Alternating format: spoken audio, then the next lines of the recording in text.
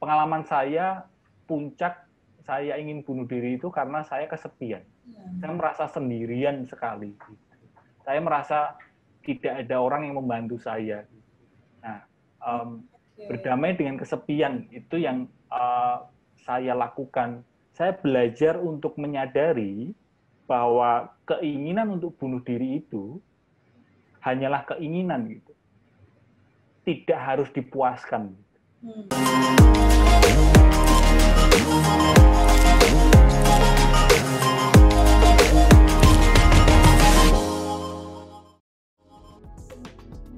Menjadi hal yang manusiawi memang ketika seseorang merasa sendiri dalam hidupnya.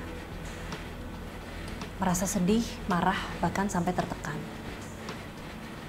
Namun akan berbeda ketika semua rasa itu mengambil porsi yang paling besar dari yang seharusnya.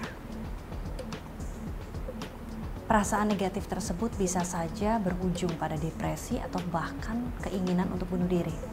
Dari semua rasa yang menjadi satu dalam jiwa manusia, tentunya diperlukan mindfulness and self-love.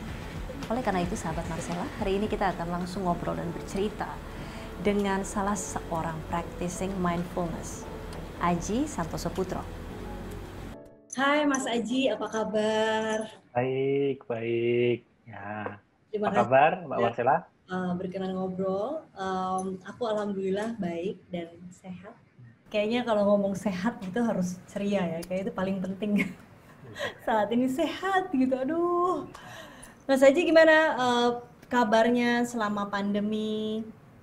Selama pandemi ini udah berapa bulan ya ini ya Mbak Marcella ya? 7 bulan ya mungkin ya? Kita tuh dari bulan Maret ya? Iya, kurang lebih 7 bulan kalau tidak salah ya. Ya, 5 bulan. Oh, 5 bulan? No. 6 bulan, ya 6 bulan, Ya, 6 bulan. mau 7 bulan. Mau 7 bulan. Ya. Itu selama itu saya hanya keluar rumah itu 2 kali, Mbak. Serius? Iya, jadi... Wow, you really lock down yourself ya? Iya, dan berarti... selama itu luar biasa, saya lebih lama, lebih banyak di rumahnya gitu. Jadi konsultasi orang-orang semua via online? Via online. Karena ini juga menjadi semacam challenge gitu buat saya sendiri karena saya sepertinya sebelum pandemi itu kebanyakan gerak gitu, kebanyakan pindah sana, pindah sini, mobilitas begitu tinggi gitu. Jadi di masa sekarang ini saya semacam meniatkan diri untuk ya lebih merenungi hidup ini gitu. Iya. Bagian dari mindfulness gitu ya, kayak recharge energi ya, recharge mind, body, and soul mungkin ya. Sebetulnya aku juga sempat begitu sih Mas Aji, waktu awal 3 bulan pertama. Itu aku sempat pulang dari London kan di bulan Maret, itu kan pas tahu-tahu tinggi kan. Itu aku langsung isolasi dan itu kerasa banget yang Mas Aji bilang barusan, kita terlalu banyak gerak, kita kayaknya frekuensi kegiatan juga kurang balance ya, terlalu, karena kita tuh butuh istirahat, butuh riset gitu, kayaknya riset pikiran, semuanya tuh mind, body, and soul juga kayak perlu istirahat, perlu riset. Dan memang aku ngerasa untuk pertama kalinya akhirnya kita bisa jalanin itu tuh karena pandemi situation ini membuat kita kayak terpaksa, akhirnya memaksa kita untuk melakukan itu, dan actually positif juga sih, aku sih nggak ngerasa bosen ya. Di awal saya ini Mbak, saya lebih ke kayak merasa oh ini sesuatu yang sederhana, maksudnya dalam arti ketika saya berada di rumah, terus cenderung mengurung diri, menemui kesepian, tidak lagi berinteraksi dengan orang gitu, tidak begitu banyak berinteraksi dengan orang. Itu saya pikir mudah gitu karena saya selama ini memang orang yang cenderung tidak banyak berinteraksi dengan orang gitu. Tapi ternyata setelah lewat sebulan, 2 bulan itu ya susah ternyata ya bertemu dengan diri sendiri. Itu adalah hal yang itu kalau buat saya cenderung menakutkan sih. Bertemu dengan diri sendiri malah menakutkan ya?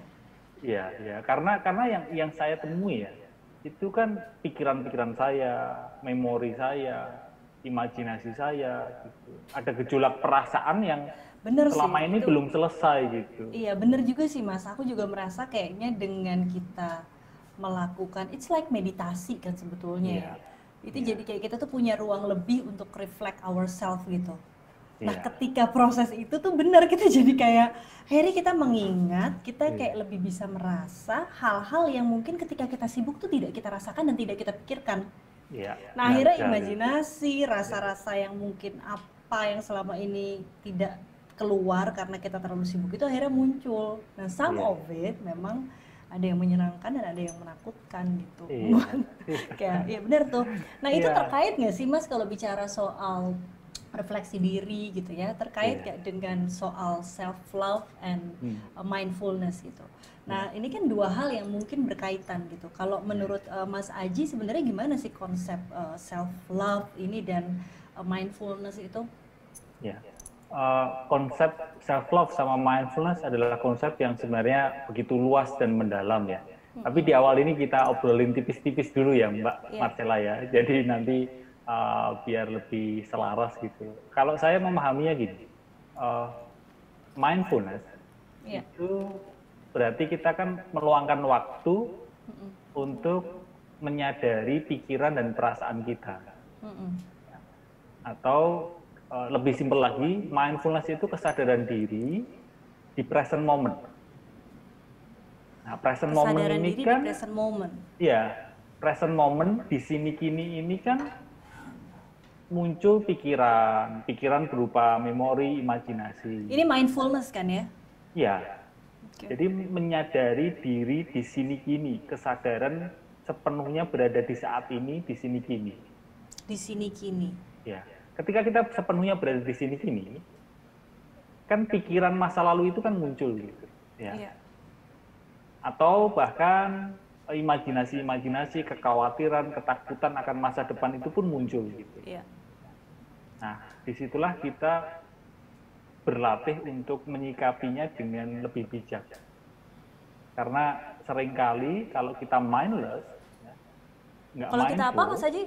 Kalau kita mindless, ya. Ketika kita mindless, maka kita cenderung larut gitu, terseret akan memori itu. Atau kita terseret, terlalu cemas, terlalu takut akan imajinasi itu, gitu. Bayangan-bayangan akan masa depan. Kalau kita terus-terusan begitu, terus-terusan mindless, maka kita tidak mengalami atau tidak melakukan self-love itu. Karena self-love itu berarti kan kita menyadari, menerima diri kita sepenuhnya.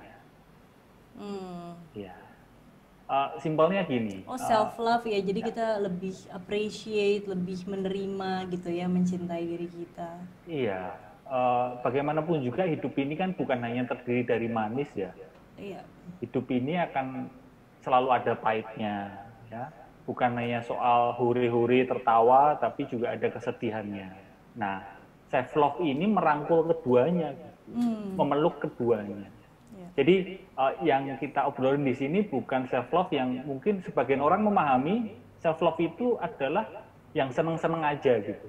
Enggak, self love itu sebenarnya kalau dari sisi mindfulness kita memeluk kedua sisi itu, dan itu yang tidak mudah, makanya perlu latihan.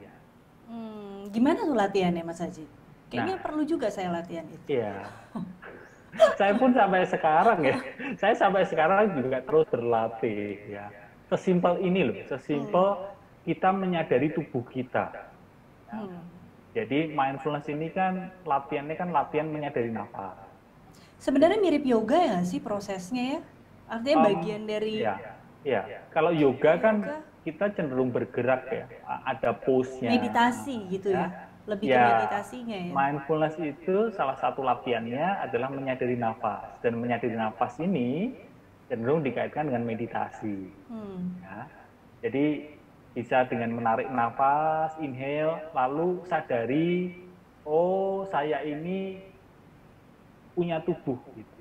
Karena di tengah kesibukan, kita seringkali tidak sadar loh bahwa kita ini punya tubuh yang perlu dirawat. Betul sekali. Ya, contoh saya ketika saya mindless, nggak mindful gitu, wah saya duduk di depan komputer berjam-jam, khawatir akan masa depan, sehingga kesehatan tubuh tidak terawat dengan baik.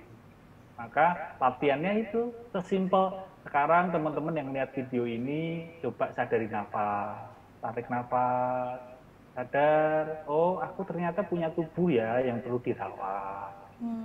Ya, karena tubuh ini kan sebuah keajaiban. Berapa menit tuh Mas Aji biasanya melakukan itu? Ada latihan informal sama latihan formal. Kalau latihan informal di sela-sela kesibukan, ya, sebelum balas WhatsApp berhenti sejenak, sadari nafas. Sekali, 2 kali ya menghela nafas seperti itu ya kan, jeda, press pause gitu. Lalu mulai. Nafasnya biasa aja. Nafasnya biasa aja atau harus kayak nafasnya dari dada, kan nafas perut lain tuh, nafas dari dada ke leher tuh juga berbeda lagi. Gimana? Ya. Mindfulness practice itu berbeda dengan breathing exercise. Ya, kalau breathing exercise, benar kata Mbak Marcella tadi bahwa breathing exercise itu memang perlu diperhatikan hitungannya, ya, atau nafas perut, ya, atau nanti hidungnya harus digimanain dan sebagainya gitu. Itu breathing exercise ya, ya, itu breathing exercise. Sedangkan mindfulness practice ya bernafas sewajarnya saja, sealami mungkin, karena senyamannya ya. Senyamannya karena mindfulness. Jadi kalau orang ada yang nafas dari mulut gimana? Nggak dari hidung? Nggak bisa. Kalau sewajarnya, sealami kita nafasnya lebih lewat hidung ya. Bener kan ya? Nggak, aku kadang-kadang tuh nggak sih, aku tuh ya termasuk orang yang bisa menahan nafas lama. Jadi ketika aku berada di sebuah ruangan atau sebuah tempat yang baunya tuh aku nggak suka banget. Orang nih misalnya orang lain di sekeliling aku, aduh gila bau banget nggak enak. Aku bilang aku tuh lebih bisa menahan, aku diem aja. Kenapa? Karena aku nggak pakai nafas hidung, aku pakai nafas mulut. Oh, tarik nafasnya lewat mulut juga, Mbak. Aneh kan? Tapi I did that gitu. Bisa makanya aku tanya ini. Kalau di kondisi-kondisi khusus kayak gitu ya, asal disadari nggak apa-apa. Kan mindfulness ini bukan breathing exercise, sehingga mindfulness ini sebenarnya lebih ke melatih kesadaran kita. Jadi kalau misal nafas kita tersengal-sengal ya, karena mungkin tergesa-gesa gitu, karena mungkin baru terburu-buru atau nunggu sesuatu gitu, kadang kan nafasnya jadi terengah-engah gitu ya. Terengah-engah gitu ya. Nah kalau latihan mindfulness ya nggak usah diubah, udah sadari saja, gitu. Sadari saja inhale sama exhale-nya. Nah cara agar mindfulness ini dimiliki oleh seseorang tuh gimana Mas? Karena kan nggak gampang ya untuk kita rasanya tuh menerima segala sesuatu keadaan itu dengan selalu positif. Iya, fully mindful ya, itu saya rasa memang sangat tidak mudah. Bahkan sebatas saya bertemu dengan orang termasuk saya sendiri itu sulit ya kalau dalam satu hari fully mindful ya, setiap hari fully mindful gitu. Nah yang terpenting setidaknya kita sadar ketika pikiran kita nggak mindful gitu. Bisa dipahami nggak? Jadi tapi mungkin tidak semua orang mengerti itu Mas, konsep pikiran mindful itu seperti apa sih gitu maksudnya. Jadi pikiran mindful itu pikiran sadar, menyadari oh pikiran positif datang, oh pikiran negatif datang, hanya sadari saja. Ya. Jadi mindfulness itu bukan berarti menenangkan pikiran, bukan. Ya. Nah ini banyak orang yang memang masih salah kaprah, masih belum begitu paham. Menenangkan ya, konsep dipikirnya mindfulness adalah menenangkan pikiran gitu ya. Ya, padahal bukan. Ya. Ketika kita sadar, ketika kita menyadari bahwa pikiran kita riweh gitu, pikiran kita ribet gitu, asal kita sadar, ya itu berarti mindful. Iya, berarti mindfulness ya iya kita punya kesadaran ya. Iya. Kayak misalnya kita sudah melakukan hal yang salah misalnya pada hari tersebut. Gitu. Iya. Tapi kita nggak sadar kalau kita melakukan hal yang salah. Berarti itu bukan mindfulness. Iya. Gimana? Beda lagi ya konteksnya. Jadi memang kalau di mindfulness ini kita menumbuhkan kesadaran terkait dengan kesalahan tadi, terkait dengan perbuatan yang salah atau perkataan yang salah. Biasanya loh ya teman-teman yang melakukan kesalahan itu, mereka melakukan itu karena sebenarnya tidak benar-benar sadar bahwa yang dilakukan itu salah gitu. Iya. Ya, makanya mindfulness ini cuma mengajak orang sebanyak mungkin orang yuk hidup sadar. Karena kuncinya di situ sebenarnya. Orang memilih baik, orang memilih buruk, orang memilih misal nyinyir di sosial media, orang memilih hate comment di sosial media, itu karena mereka sebenarnya tidak benar-benar sadar akan dampak dari perbuatannya. Nah, latihannya ya informalnya ya di sela-sela kegiatan berlatih untuk berhenti sejenak. Sesederhana itu padahal ya. Nah kalau itu informal, kalau latihan formalnya? Latihan formalnya perlu meluangkan waktu, contoh misal 10 menit di pagi hari. Duduk diam hening atau sering orang mengatakan meditasi, ya. Pejamkan mata, diam, hanya sadari nafas. Setiap kali pikiran wandering gitu, mengembara, ngelayap, ada yang mikirin orang di masa lalu, mikirin impian di masa depan. Sadari saja bahwa thought just thought. Pikiran hanyalah pikiran. Pikiran kan bukan kenyataan. Nah, ketika kita sudah mulai, oh ini hanya pikiran, yuk kita kembali lagi ke nafas. Sadari lagi nafas, berada di sini kini. Jadi attachment kita terhadap pikiran kita menjadi mengendur. Nah, hidup akan lebih happy kalau begitu. Lah ya, I got it. Apalagi di tengah situasi pandemi seperti ini ya Mas Aji. Iya. Apa sih yang bisa dilakukan seorang ini agar tidak mudah depresi? Karena banyak loh orang depres dengan keadaan ini ya, karena ekonomi atau apapun gitu, begitu banyak hal. Bahkan banyak juga yang berujung sampai kayak bunuh diri gitu, mengakhiri hidupnya. Iya.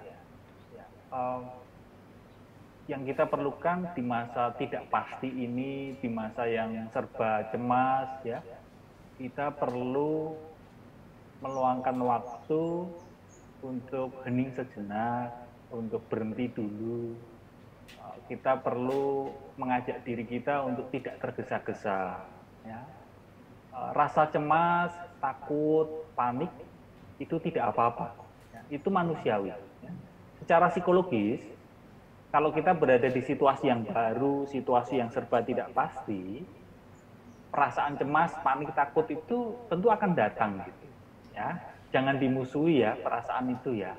Karena semakin dimusuhi, semakin membenci rasa takut, panik, cemas, malah makin datang mereka. Malah semakin ngajak temennya gitu, semakin banyak rasa takutnya, semakin membesar rasa cemasnya. Ya. Takut, panik, cemas ini juga ada manfaatnya loh. Karena kalau tanpa panik, takut, cemas, ya, tanpa ada kecemasan, Mbak, kita nanti serba nekat ya. Kita jadi terus tidak menjaga kesehatan, kita tidak menaati protokol kesehatan gitu. Jadi memang ini kita perlu seni untuk menjaga kecemasan itu di titik tengah. Jadi mengatur kadar ya? Iya. Seni mengatur kadar. Iya, itu kan seni hidup ini kan berada di middle path kan.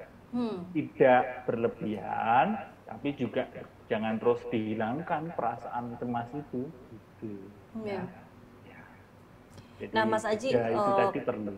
Iya, aku tuh, sorry ya, it's a bit personal. Aku pernah dengar dulu bahwa Mas Aji itu pernah mengalami momen ingin mengakhiri hidup, gitu. Ya. Nah, itu boleh diceritain nggak Mas? Kenapa gitu? Boleh, Mbak. Jadi saya lahir di keluarga yang mungkin tidak seperti pada umumnya ya. Saya lahir di keluarga yang istilahnya broken home. Jadi sejak kecil saya fatherless. Motherless atau fatherless? Fatherless. Jadi sejak kecil saya hanya dididik, dirawat oleh mama saya, ibu saya. Ya. Karena bapak saya dipinjam orang gitu, selingkuh. Ya. Nah, waktu kecil saya cenderung kesepian, cenderung tidak punya teman karena kakak saya, kakak kandung saya itu satu meninggal di kandungan, ya. Atau meskram istilahnya. Ya. Lalu kakak saya yang hidup itu jarak usianya cukup jauh, jadi 6 tahun, kurang lebih 6 tahun, ya benar 6 tahun. Ya. Sehingga waktu saya kecil, kakak saya sudah cukup remaja lah, dan kakak saya perempuan. Kakak saya yang pertama itu laki-laki, jadi jarak usianya lebih jauh lagi. Nah, intinya adalah waktu kecil saya cenderung bermain sendiri, tidak punya teman. Nah, saya terus mencari itu, mencari rasa nyaman, saya mencari kebahagiaan, remaja terutama, ya, kebingungan, mencari jati diri, ya. Puber, SMA. Wah, SMA saya mulai ngeband, mulai melakukan hal-hal yang mungkin aneh-aneh lah gitu. Tambah kuliah, nah ini relate dengan pertanyaannya tadi. Kuliah ini saya mulai merantau ke Jogja. Saya dari lahir sampai SMA itu di Solo. Ketika di Jogja kuliah, saya merasa bebas merdeka. Karena ngekos di Jogja, ya, ibu saya di Solo. Nah, kebebasan kemerdekaan ini saya gunakan dengan semena-mena gitu.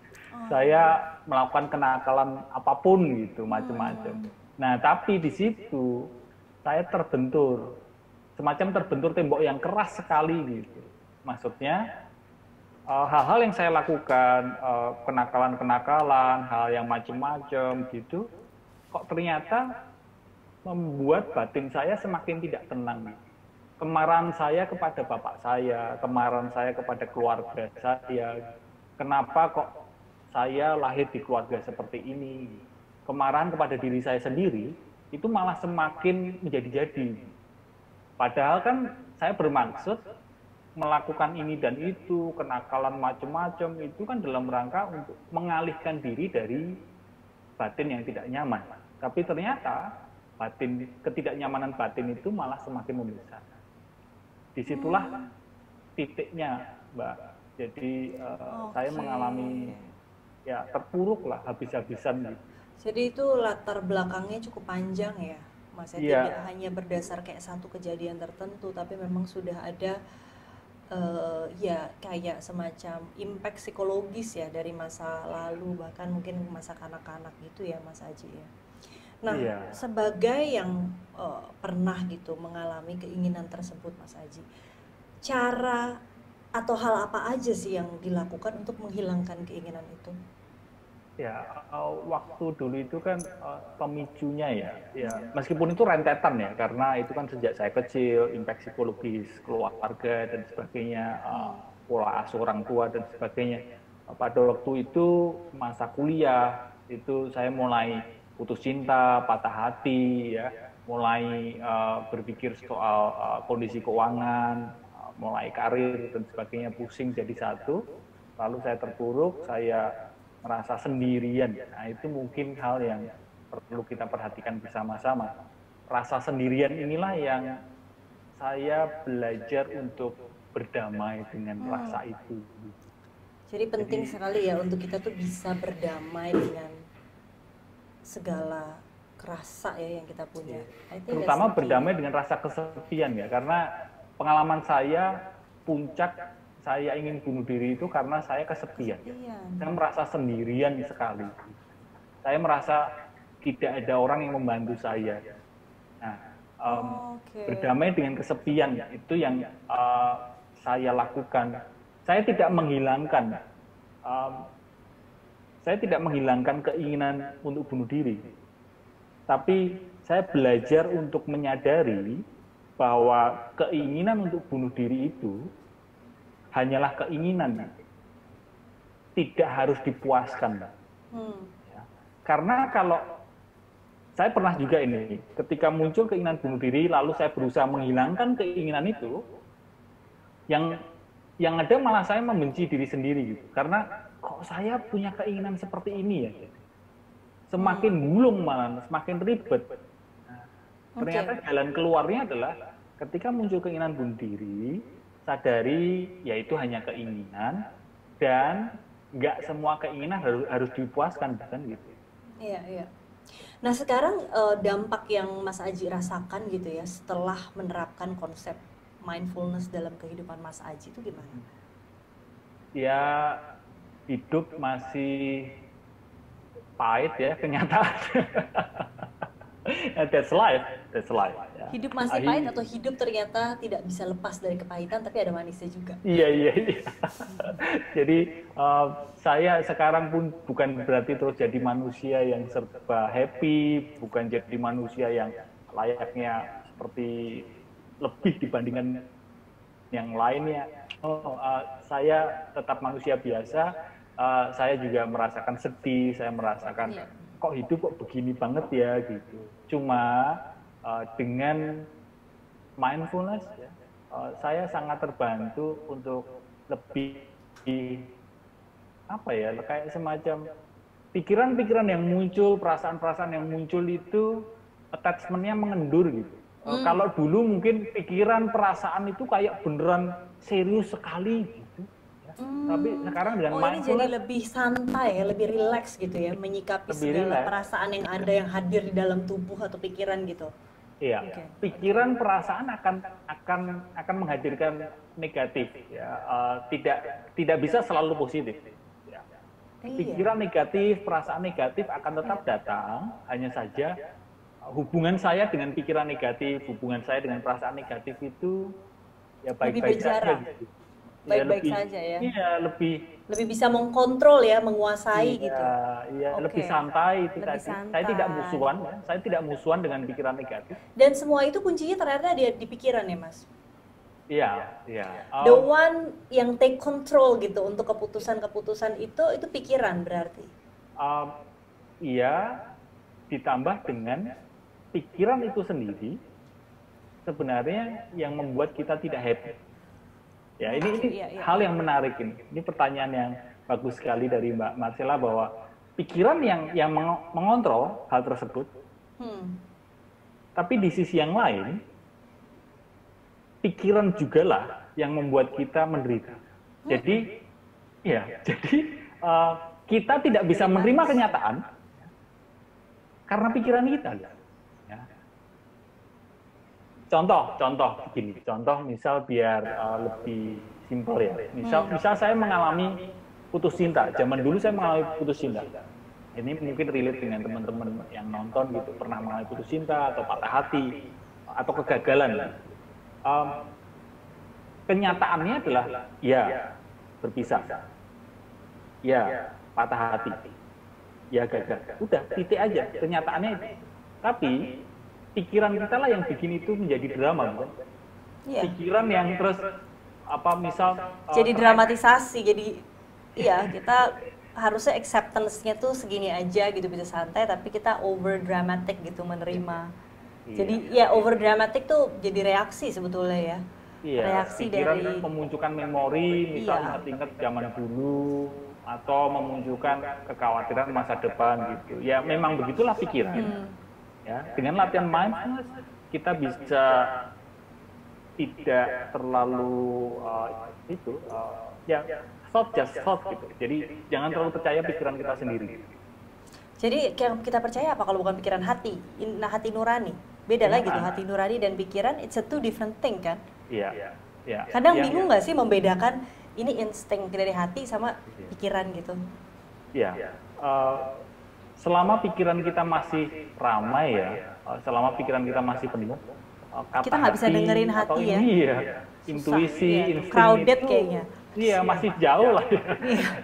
Ya mungkin teman-teman mungkin bisa dengerin gitu. Tapi buat saya pribadi gitu, saya yang berlatih mindfulness, saya sadar kok bahwa pikiran saya itu masih ramai sekali. Jadi saya cenderung tidak terus mempercayai dengan tergesa bahwa ini kata hati saya, ini insting saya gitu. Karena bisa jadi kata hati, insting itu adalah ego. Ego adalah pikiran. Dan kita gimana tuh cara membedakannya, Mas? Kita tahu bahwa it's my instinct, ini kata hati gue, atau ini enggak, it's just my mind gitu, atau pikiran saya gitu. Dimulai dengan latihan ya, latihan menyadari dulu. Dan itu long journey. Long journey itu. Mungkin pernah kita ngalamin, ini ternyata kata hati. Itu mungkin hanya coincidence. Tapi tidak bisa kita sengaja. Kita tidak bisa dengan sengaja memutuskan. Karena ini kan hatiku. Keterkaitannya sangat erat dan sangat penting ya dalam kehidupan kita, bahwa keputusan-keputusan yang kita ambil Kadang kan ada keputusan hati, kadang ada keputusan logika. Nah, sometimes itu kalau kita mendepankan logika pada hal-hal tertentu menjadi tepat, tapi ada hal-hal tertentu yang kita kan harus hati nih yang lebih dikedepankan, gitu, bukan pikiran. Itu kan gimana tuh? Kalau saya tidak bisa menggeneralisasi semua orang ya. Kalau saya sih, saya mewakili saya, maksudnya tidak bisa terus menggunakan bahwa ini yang dialami banyak orang. Kalau saya beranggapan bahwa ya banyak keputusan saya, banyak hal, bahkan setelah ini pun saya memilih ini dan itu pun masih cenderung jauh dari hati, jauh dari rasa. Kenapa? Karena saya sadar bahwa pikiran saya itu masih ramai sekali. Dan ini sering juga Mas dikaitkan dengan perempuan dan laki-laki. Karena kalau laki-laki itu lebih banyak menggunakan pikiran atau logika, sementara perempuan itu lebih banyak menggunakan hati somehow. Karena suka ada paradigma seperti itu kan. Dan saya secara subjektif ya, secara personal, saya malah merasa bahwa perempuan itu lebih punya kekuatan yang luar biasa dengan hati. Iya, memang itu ya. Karena laki-laki itu cenderung sibuk dengan pikirannya. Iya, itu cenderung makanya sibuk dengan kepalanya, cenderung berada di dunia fantasi pikirannya sehingga lupa untuk merasa. Padahal hidup ini adalah sebenarnya persoalan rasa. Persoalan bagaimana menerima kenyataan. Kita hanya bisa menerima kenyataan kalau kita sudah keluar dari kepala kita. Kalau kita masih banyak menggunakan pikiran, pusing, ribet sendiri dengan isi kepala, kita tidak akan bisa menerima kenyataan. Karena kita hanya akan terus terbelit dengan drama. Karena pikiran-pikiran ini dan itu, asumsi, konsep, memori, imajinasi. Berarti ada benarnya dong kalau perempuan itu justru lebih banyak menggunakan hati. Karena sometimes kan beberapa persoalan tertentu yang khususnya personal, ketika kita lebih banyak hati itu suka jadi merugikan, khususnya perempuan tuh. Kalau dalam hubungan ini antara laki dan perempuan, karena ini yang persoalan umum banget nih. Personal dan subjektif karena mungkin kalau terkait bisnis, terkait hal-hal yang mungkin terkait dengan apa ya? Kalau bisnis otomatis pasti kita harus lebih banyak pikiran kan. Gitu. Politik kita juga harus lebih banyak pikiran. Tapi persoalan-persoalan intimasi gitu kan, atau yang sifatnya lebih ke hubungan antara dua manusia gitu. Somehow perlu seimbang lah, perlu seimbang. Cuma kalau kita terlalu banyak menggunakan kepala ya, bahkan di bisnis sekalipun, bahkan di politik sekalipun. Iya, karena ada keputusan-keputusan yang harus pakai insting ya Mas ya, tetap. Kalau kita hanya menggunakan kepala, ya kita lihat bisnis politik yang hanya menggunakan kepala, yang ada hanyalah yang muncul cenderung kekerasan, kejahatan. Maka sekarang ini terlalu pragmatis jadinya mungkin ya. Sekarang ini kita perlu berlatih menggunakan hati, berlatih untuk mendekati permasalahan dengan ketenangan, mendekati segala sesuatunya dengan cinta. Terkait dengan intimasi ya, hubungan keluarga, hubungan dua orang. Kalau hanya berpikir berputar di kepala, pikiran, logika, ya hubungannya jadi hambar gitu, jadi kaku. Iya, perlu ada rasanya, perlu ada menerima kenyataan gitu. Dan cinta itu yang saya rasa kurang ya di akhir-akhir ini. Iya, karena kan profesi tertentu ya Mas, kayak pekerja seni, kita yang sering berhubungan atau bersentuhan dengan seni itu banyak kita mengedepankan rasa, pasti ada love di situ. Walaupun profesi lain saya percaya banget harus tetap ada landasannya, ada love itu.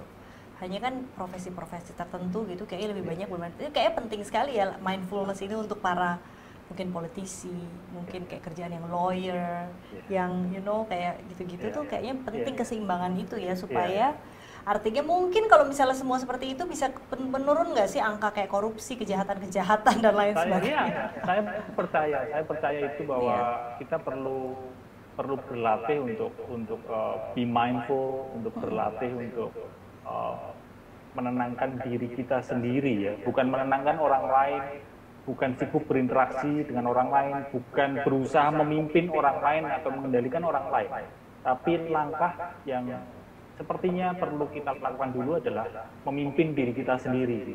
Dan terkait dengan seni tadi, saya termasuk orang yang suka dengan seni. Dan saya kalau boleh saran, apapun profesi kita perlu belajar seni. Iya. Seni apapun, seni apapun. Jadi meskipun mungkin ada orang yang, profesiku itu yang jauh dari seni, tapi tetap saja dengan senilah kita lebih bisa mengapresiasi hidup ini. Betul, setuju sih. I totally agree with that. Ya. Jadi seni ini menjadi salah satu pintu utama dalam mindfulness. Mahakarya seni. Makanya ada profesi-profesi itu tertentu tuh ketika dia dekat dengan seni itu beda ya, Mas. Kayak sebenarnya Presiden pertama Indonesia gitu kan, Soekarno, itu kan biar bagaimanapun dia punya seni ada background atau apa gitu, seni beda gitu. Jadi ya benar kata Mas Aji. Iya, setiap mahakarya apapun, tidak harus di dunia seni, tapi setiap mahakarya itu selalu dilandasi dengan kesadaran diri di sini kini. Seorang seniman besar menghasilkan karyanya itu cenderung tidak memikirkan tentang apresiasi orang, atau mungkin tidak memikirkan tentang nanti dikritik atau enggak ya, nanti dipuji atau enggak ya. Mereka seniman besar itu hanya let's do it, melakukan karya sekeren mungkin gitu. Dan itu adalah mindfulness. Iya. Nah, satu lagi sih Mas Aji, sekarang gimana tuh cara kalau untuk kita nih orang tua menanamkan mindfulness kepada anak? Ini adalah topik yang sebenarnya saya tidak begitu paham karena itu adalah sebuah tema, hal yang cukup krusial.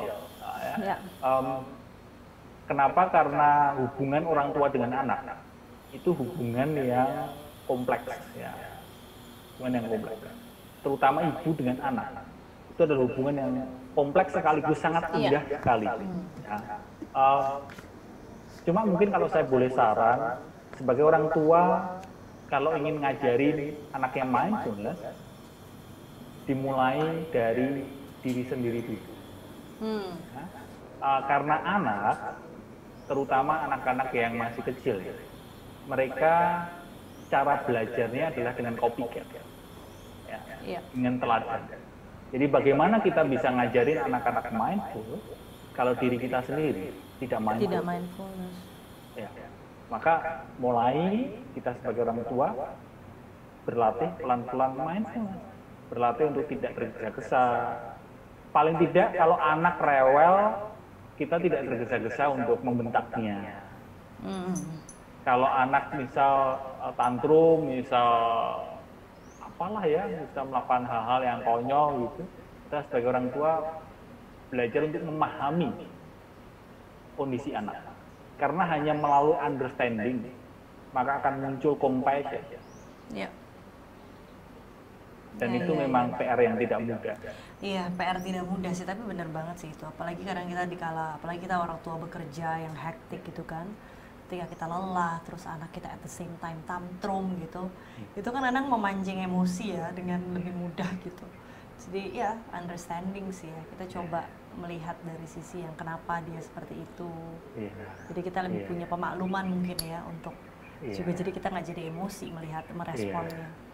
Dan mungkin ini Mbak Marcella sedikit nambahin, mungkin anak-anak itu paling pintar menekan tombol marah orang tuanya. Iya sih.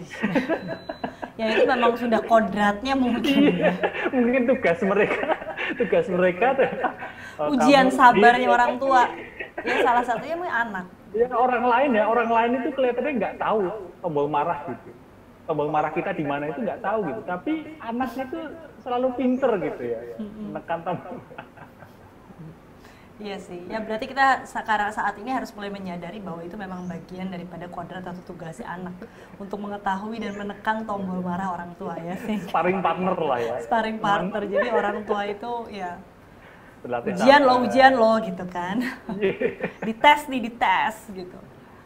Anyway Mas Aji, tanggal 10 Oktober ini kan diperingati sebagai Hari Kesehatan Jiwa.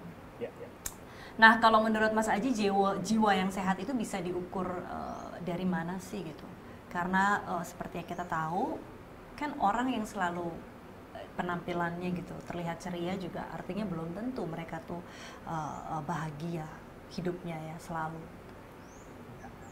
Jiwa yang sehat itu ukurannya macam-macam ya. Tergantung sudut pandang mana kita melihatnya ya. Teman-teman psikolog ya punya standar, oh jiwa sehat seperti ini. Kalau teman-teman psikiater misal, oh begini jiwa sehat. Atau mungkin profesi yang lain pun juga punya ukuran tersendiri. Tapi mungkin kalau saya boleh memberikan gambaran sekilas gitu, kita sendiri, yuk kita di World Mental Health Day 10 Oktober ini mulai mengevaluasi diri sendiri, mulai mengenal diri sendiri. Terkait dengan satu, bagaimana relasi kita dengan orang-orang di sekitar. Kalau kualitas relasi kita dengan orang-orang di sekitar ini kok dikit-dikit marah, mungkin itu menjadi salah satu tanda kita perlu memberi perhatian terhadap kesehatan jiwa kita. Yang kedua terkait dengan kreasi ya, bagaimana kita berkarya, bagaimana kita bekerja, performance kita gimana, apakah lebih cenderung males-malesan, cenderung mager, lebih suka rebahan daripada bersemangat gitu. Nah itu mungkin bisa jadi ada satu permasalahan batin yang memang belum selesai ya, unfinished business. Dan yang ketiga terakhir itu termasuk ciri-ciri ya, ciri-ciri males dan rebahan itu ada konteks hubungan dengan batin ya? Iya, kalau berlebihan ya, kalau sesekali sih manusiawi lah ya, nggak apa-apa. Kita manusia ya perlu males lah, tapi kalau terus-terusan sampai performance-nya ngedrop gitu, nah itu mungkin ada isu batin. Nah yang ketiga itu terkait dengan pola istirahat. Bagaimana kualitas tidur kita? Apakah sering tidak nyenyaknya atau tiap malam tiba-tiba kebangun? Ya, itu juga mungkin itu jadi satu tanda sebagai alarm gitu untuk kita berlatih menyehatkan mental kita, menyehatkan jiwa kita. Ya. Kalau perlu konseling ke psikolog, psikiater, profesional. Jadi ada 3 itu terkait dengan relasi, lalu berkarya, ya, kreasi kita, dan yang ketiga adalah lebih ke rekreasi ya, rekreasi adalah pola istirahat kita. Pola istirahat berarti menjadi bagian daripada rekreasi hidup ya? Iya. Nah, zaman sekarang nih Mas Haji, teknologi dan internet ini kan kian menjadi konsumsi semua orang ya. Rasanya memiliki akun media sosial itu sudah tidak menjadi barang yang langka, walaupun some people just anti social media itu masih ada, tapi itu minoritas. Ternyata hal ini tuh ada juga dampak buruknya gitu. Misalnya seorang itu menjadi suka membandingkan dirinya dengan orang lain misalnya. Nah, kalau menurut Mas Aji itu gimana cara yang bijaksana kita menggunakan social media agar kita tidak merasa depresi atau jadi merasa kayak jadi punya banyak kekurangan karena kita berada di dunia maya tersebut. Ya. Saran yang lebih bijak mungkin untuk menggunakan sosial media ya, itu sewajarnya saja. Belum lama ini ada satu film ya, Social Dilemma ya, The Social Dilemma. Itu film tentang bagaimana. Film apa Mas Haji? The Social Dilemma. Oh, yang Social Dilemma ya. Ya, itu film itu yang dokumenter kan? Ya, dokumenter dan saya melihat itu kayak ini ya. Ternyata sampai sebegitunya. Udah lihat, Mbak? Iya. Udah lihat?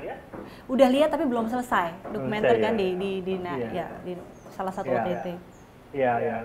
Saya melihat sampai sebegitunya ternyata dampak dari sosial media. Kita tidak menutup kenyataan bahwa sosial media itu memberikan manfaat. Tapi di sisi yang lain, istilah koin ada two side ya. Ada sisi yang tidak sehat juga.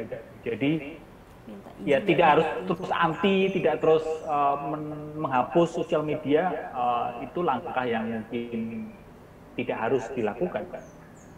paling tidak kita menggunakan sosial media sewajarnya, menggunakan sosial media secukupnya, sehingga ketika ngepost, ketika komen, ketika mungkin berinteraksi di sosial media, kita tidak berlebihan, tidak mindless, tidak terus terpancing kemarahan kita, ya, ya secukupnya saja. Dan, ya artinya kalau dalam konsep mindfulness gitu kan, itu berarti media sosial termasuk challenge juga ya? Iya. Karena kita tidak menyangkal bahwa sosial media ini kan juga mengamplifikasi hal-hal yang sifatnya shallow. Kita tidak melihat hidup orang secara utuh. Betul. Tapi hanya yang indah-indah, hanya yang happy-happy. Jadi banyak juga drama juga di situ ya, banyak yang fake juga, nggak semuanya pasti. Iya, jadi itu yang memancing rasa iri kita terus muncul pembandingan, kita membandingkan. Kalau zaman dulu sebelum sosial media, paling tidak kita membandingkan diri kita itu dengan teman sekelas gitu. Atau tetangga lah. Sekarang dengan manusia di seluruh dunia ya? Iya, sosial media ini borderless. Iya, meruntuhkan batas itu. Ya, kalau dari sisi berkarya itu sebuah potensi yang luar biasa sekali. Betul. Ya, pengembangan seni itu keren banget. Iya. Tapi ya balik lagi di setiap gunung yang tinggi jurangnya ya akan semakin terjal. Betul. Jadi di tengah potensi yang bermanfaat yang keren banget, tentu ada hal-hal yang yaitu tadi rasa iri jadi meningkat, anxiety.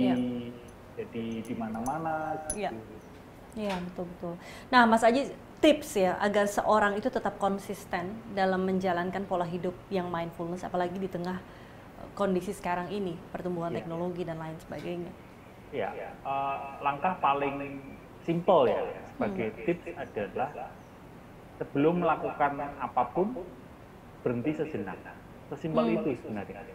Dan berlatih mindfulness ini sebenarnya pandemi ini kita berhenti sejenak ya, ini kayak untuk seluruh umat manusia di bumi ini sebetulnya kayak universe mengajak kita untuk berhenti sejenak melalui pandemi ini, walaupun ini sudah lebih dari sejenak mungkin buat sebagian banyak orang. Ya, jadi memang ini kita belajar untuk melihat hidup, merenungkan hidup ini lebih mendalam ya. Meskipun memang ada hal-hal yang mungkin sangat menyedihkan ya, karena kita terus jadi sadar akan banyaknya kematian korban pandemi ini gitu. Tentu kita sama-sama berbelasungkawa, berduka cita akan hal itu ya. Kita yang sekarang ini masih bertahan, masih bisa hidup ya. Kita jadi sadar gitu, mari sadar diri, be mindful bahwa ya hidup ini memang dekat sekali dengan kematian ya. Lalu pertanyaannya adalah lebih ke kita ini sebenarnya hidup mau mengejar apa gitu. Nah, di situ kita jadi kayak dituntun untuk yuk kita saling membantu, saling berbuat baik, saling menggandeng, berkolaborasi, dan sebisa mungkin kurangi hal-hal yang berbau kekerasan, berbau kejahatan, berbau hal-hal yang mungkin itu merugikan orang lain. Nah, untuk seperti itu balik lagi ke latihan. Sederhananya tipsnya adalah sebelum melakukan apapun, sebelum berbuat, sebelum berkata, berhenti sejenak. Karena kalau tiba-tiba, latihan sejam, langsung duduk diam hening meditasi, gitu. Wah terlalu lebay ya. Nanti malah jadinya nggak awet gitu, nggak long term gitu. Jadi latihan mindfulness dimulai dengan baby steps ya. Jadi berhenti sejenak, lakukan aktivitas ya. Sebelum makan berhenti sejenak, sebelum meeting berhenti sejenak ya. Setiap berganti kegiatan berhenti sejenak. Nah, karena mungkin umat manusia ini begitu banyak ya yang saking hektiknya kegiatan itu kan akhirnya mengambil perhentian sejenak itu kan susah, Mas. Kayaknya mungkin it's part of this pandemic, kayaknya manfaatnya aku melihatnya ada sisi itu sih, bahwa kita memang perlu berhenti sejenak untuk mencapai hal-hal yang disampaikan tadi oleh Mas Aji. Nah, Mas Aji, ada nggak yang mungkin terakhir Mas Aji itu ingin sampaikan kepada sahabat Marcella, kepada seluruh mungkin yang nanti akan menonton channel ini gitu ya, terkait soal self love juga mindfulness? Iya, self love ya. Kalau tadi di awal mungkin selama obrolan ini lebih ke self love yang sifatnya tipis-tipis gitu ya, atau mungkin lebih ke praktis gitu. Maka untuk di akhir ini saya ingin mengatakan bahwa self love itu bisa kita lakukan ketika kita berlatih duduk diam hening, sadari nafas, mindful breathing. Mindful breathing is the act of love. Mindful breathing is the act of love. Karena dengan menyadari nafas kita, inhale, exhale, kita sadar kita sedang menarik nafas, kita sadar kita sedang mengembuskan nafas. Betapa romantisnya kita dengan diri kita sendiri. Ya. Dan dengan begitu kita jadi sadar akan keberadaan tubuh kita. Dengan begitu kita jadi tahu bahwa tubuh kita ini begitu ajaib. Tubuh kita ini begitu berkah yang luar biasa sekali, gitu, begitu indah sekali dan layaknya kita rawat. Mungkin selama ini kita terlalu menyiksa tubuh kita sendiri. Sudah saatnya kita, misal malam hari istirahat, atau sudah saatnya untuk berolahraga, tapi kita tidak pernah memberikan kesempatan itu untuk tubuh kita. Kita terus menyiksa diri kita karena kita terlalu khawatir akan masa depan, atau kita terlalu marah kepada masa lalu. Maka balik lagi, berhentilah sejenak, sadari tubuhmu, sadari dirimu, rawat diri sebaik mungkin, ya. Karena dengan begitu happiness, compassion, understanding itu akan muncul dengan sendirinya kok kalau kita mindful. Okay. Jadi mindfulness dan self love itu kayaknya kunci yang sangat penting banget ya Mas Aji dalam kita menjalankan kehidupan kita dan berinteraksi sesama ya manusia ya. Ya, bagaimana kita bisa mencintai orang lain kalau selama ini kita tidak pernah mencintai diri kita sendiri? True. I totally agree with that. Yeah. Mas Aji, thank you so much. My pleasure. Ya, terima kasih banget sharingnya. Ini pasti akan bermanfaat sekali untuk banyak orang ya, khususnya di masa pandemi seperti ini. Konsep mindfulness, self love, orang-orang saya yakin akan jadi lebih paham. Karena nggak banyak orang nih tahu mindfulness itu sendiri apa sih. Nah, cerita hidup yang menarik ini bisa kita ambil hikmahnya pasti juga dari yang Mas Aji alami. Dan masukan-masukan positif tadi yang mudah-mudahan kita semua bisa selalu terapkan dan bisa belajar dari itu semua. Thank you so much for your time. Makasih. Mudah-mudahan thank you. Ya, kita bisa ketemu lagi di lain kesempatan, Mas Haji. Nanti kita share ya linknya kalau udah ini. Oke. Tak terasa cukup dalam obrolan obrolan saya dengan Mas Aji. Cerita hidup yang menarik dan aku pikir bisa kita ambil hikmah dan pelajaran-pelajaran dari pengalaman Mas Aji dan juga masukan-masukan positif dari beliau. Ada satu quotes menarik yang tadi saya dapat, mindfulness breathing is an act of love. Jadi kayaknya perlu sekali kita terapkan dalam kehidupan kita sehari-hari. Mudah-mudahan sahabat Marcella semua yang ada di rumah bisa menerapkan semua masukan tadi dan kita mengaplikasikannya dalam kehidupan kita sehari-hari. Kita jumpa lagi di episode berikut dengan tokoh dan topik-topik yang inspiratif. Jangan lupa selalu utamakan kesehatan. Bersama kita berkarya, bersama kita berbagi.